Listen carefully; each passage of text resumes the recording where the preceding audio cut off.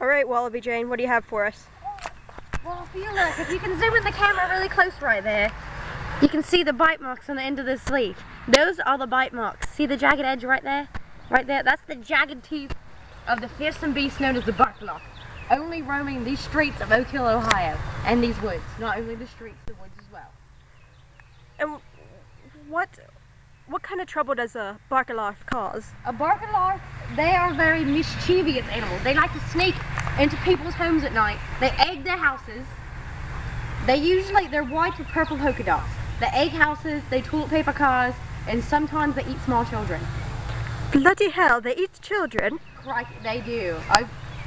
We had a case in West Virginia only weeks ago. A small child eaten by Barkalarf. Not the first. Not the first. But see, these fearsome creatures, you think that making a lot of noise. See, Miss Mothers, we make some noise. Just make some noise. Okay, that was... I'm trying to call them birds, not a Barkalarf, but that was lovely.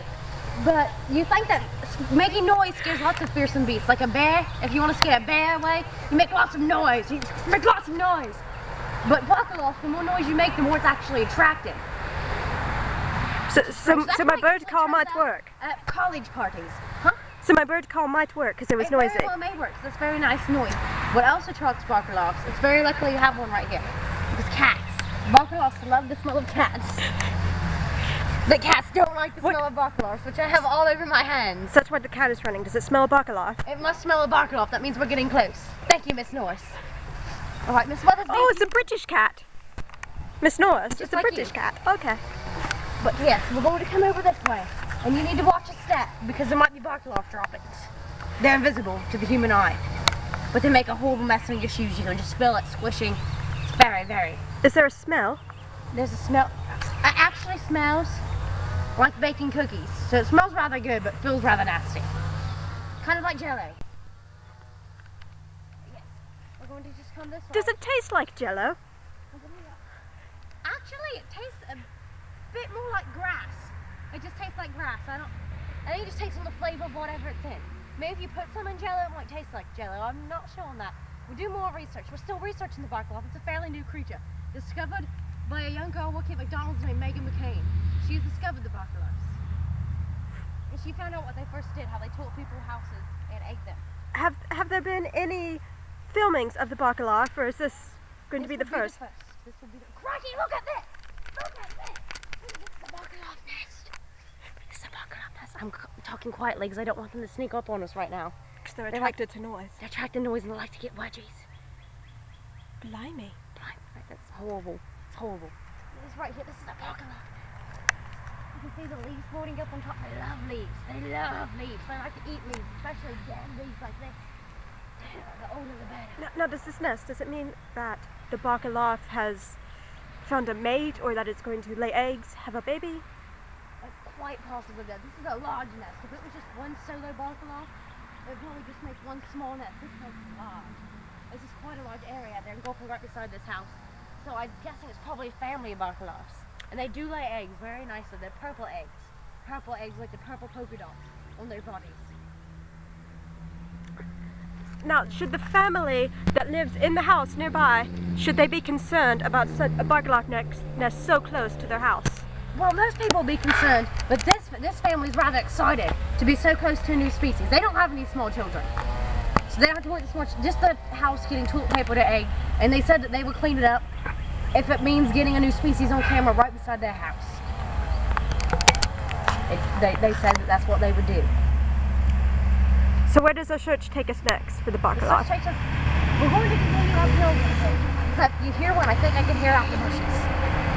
They're really quiet. Now the problem with Barkalarf is if you have to encounter a Barkalarf before you can actually see it. See, I was knocked down by one and couldn't even see it. It's invisible to the human eye. When you take some of their saliva and apply it to your eyes, or some of their poo and apply it to your eyes, then you can see the Barkalarf and you can see the white and the purple polka dots. So Miss Mothers, you might not be able to see it. I'm hoping that if we put some of the Barkalarf saliva or poo on the camera will be able to pick it up. I'm hoping you'll be able to pick up the moving of the Barkalarf even with that. So right now we're actually going to try to bring the Barkalarf. See this path going back up through there? See how you can see almost the path? Is that from the Barkalarf? That's from the Barkalarfs. Bloody hell, it's big. crikey, this is even worse infestation than I thought. There's one Barkalarf, or a herd of It them. must be a herd. This is a relatively new species, so we know almost nothing about this. Apparently they travel in packs. I think we're going to need to go back for backup. We're going to need to hurry now, because I think I hear them coming. Can you hear them in the woods? No, I don't hear them. Perhaps I cannot hear them until I've been hit by one. To the naked human ear. Just like the invisible to the naked human eye. So be careful now. Can the Barkalarf see us? And the Barkalarf can see us. Barkalarf can see us. I want you to get close up of that right here. See that dandelion? That is a Barkalarf's favorite food. That is a Barkalarf's favorite food. I'm whispering now because I can hear them closing in. I'm going to be very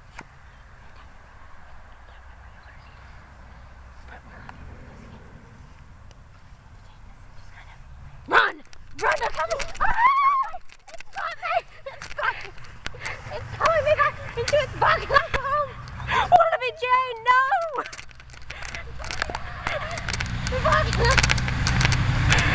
Come on, this happens to me! Come on, you can't see it! It's going to get you!